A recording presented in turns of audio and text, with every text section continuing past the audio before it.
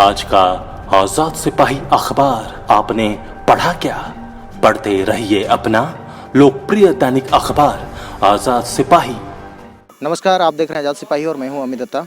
आज हम तमाड़ विधानसभा क्षेत्र के युवा विधायक विकास कुमार मुंडा के आवास पर पहुंचे हैं और आज हम जानेंगे कि जो प्रवासी मजदूर जो झारखंड में आ रहे हैं, लगातार जो है लोग पहुंच रहे हैं यहाँ पर, यहाँ तक कि तमाड़ विधानसभा के भी कुछ मजदूर जो हैं यहाँ पर पहुंच रहे हैं।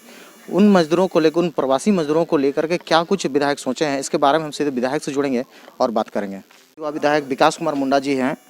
सर, सबसे पहले ये बताएं कि जो हमारे झारखंड प्रदेश में, इंक्लूडिंग हमारे तमाड़ विधानसभा क्षेत्र में जो प्रवासी मजदूर आ रहे हैं, उसको लेकर क्या कुछ योजना बनाई जा रही है, कैसे उन लोगों को आत्मनिर्भर बनाया जाए?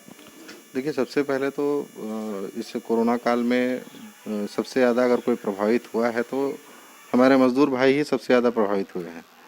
और अभी राज्य सरकार के अथक प्रयास से और केंद्र सरकार के सहयोग से हमारे करीब 3.5 लाख के आसपास में जो रिकॉर्ड के जो हमें मिला है, 3.5 लाख के आसपास में करीब प्रवासी मजदूर भाई हमारे प्रदेश में लौटे हैं।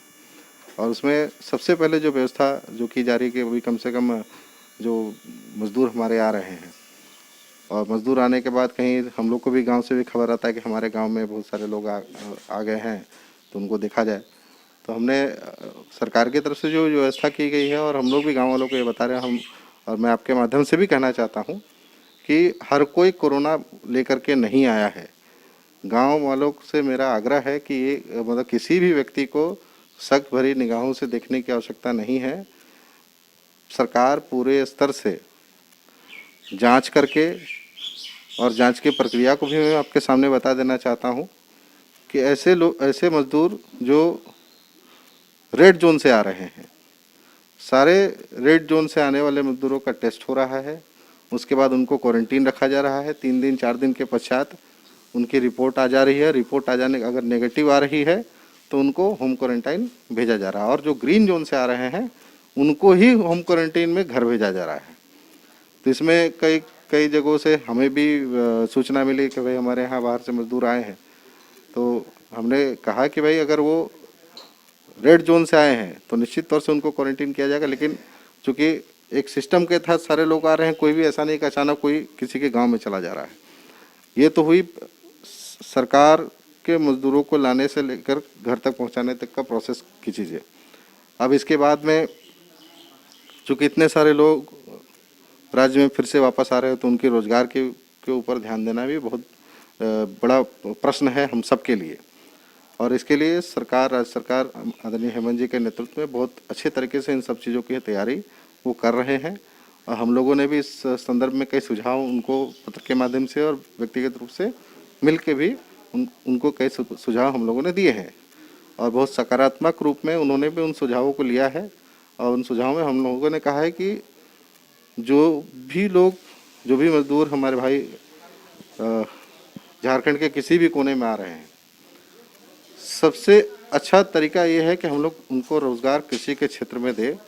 चूँकि आज देखिए कि जो हमारे क्षेत्र के किसान हैं, वो चाहे पूरे राज्य भर के किसान हैं, यहाँ तमाम संभावनाएं कृषि क्षेत्र में है। हर किसी को हम नौकरी नहीं दे सकते हैं, हर किसी को हम एक तरीके से बोलिए तो व्यक्तिगत रूप से किसी फैक्ट्री या फिर इंडस्ट्री में हम लोग उनको, चूँकि उतनी इंडस्ट्रियां हैं नहीं कि हम यहाँ पर ये उपलब्ध करा सकें नौकरियाँ। लेकिन कृषि एक ऐसा माध्यम है जिसमें हम लोग स्वरोजगार दे करके उनकी आय को बहुत अच्छी तरीके से हम लोग उनको आय वृद्धि करा सकते हैं। और इस संबंध में हमने भी अपने क्षेत्र में से जुड़ी हुई कई चीज़ें, जैसे हम लोगों के क्षेत्र में साल में करीब कुछ इलाके ऐसे हैं जहाँ पर 6 महीने खेती होती है, कुछ इलाके ऐसे हैं जहाँ साल भर खेती होती है, और कुछ इलाके ऐसे भी हैं हमारे तीनों प्रखंडों में से जहाँ फलों की भी खेती हो रही है, जिसमें लीची, तरबूज, आपका आम है। कई गांव इस चीज़ को लेकर के बहुत अच्छी तरीके से काम कर रहे हैं और अच्छा रोज़गार उसमें अपना कर रहे हैं।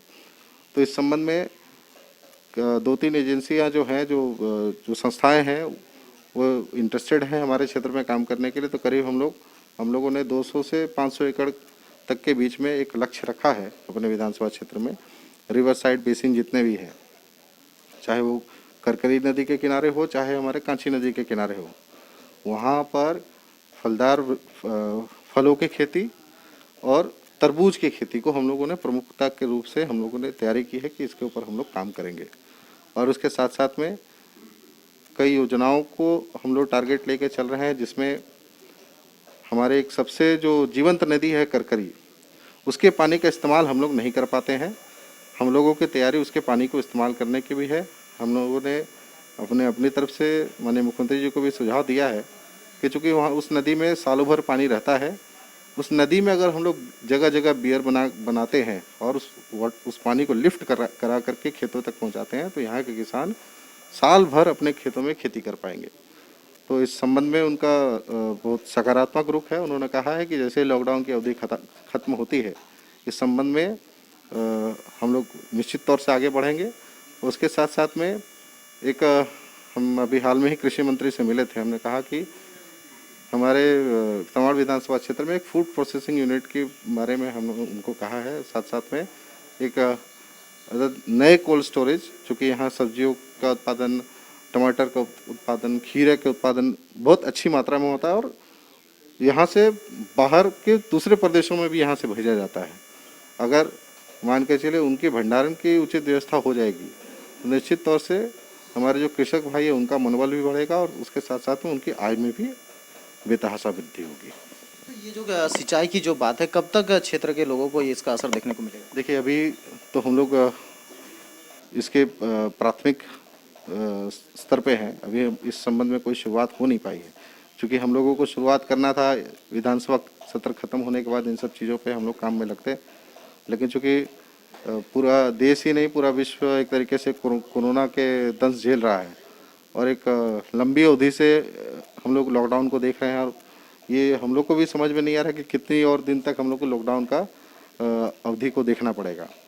तो जैसे ही ये सब चीज़ें ओवर होती हैं और उसके साथ साथ में जो प्राथमिक प्रक्रियाएं हैं, इस बीच में हम लोग कोशिश करेंगे कि प्राथमिक प्रक्रिया सर्वे से लेकर के बाकी और जो भी कागजी प्रक्रियाएं होती हैं, उन प्रक्रियाओं को हम लोग पूरा करें ताकि जितनी जल्दी से जल्दी हो सके इस पर हम लोग काम कर सकें। बहुत बहुत धन्यवाद आपका हमारे आज़ाद सिपाही से जुड़ने के लिए।